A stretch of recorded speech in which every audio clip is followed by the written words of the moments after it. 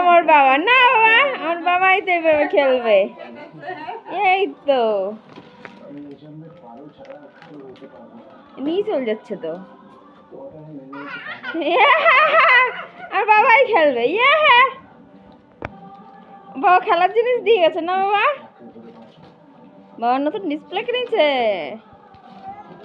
হ্যাঁ, কি সুন্দর খেলনার জিনিস গলায় নিয়ে বসে রয়েছে। বাবা ও পাকা পাকা পাকা।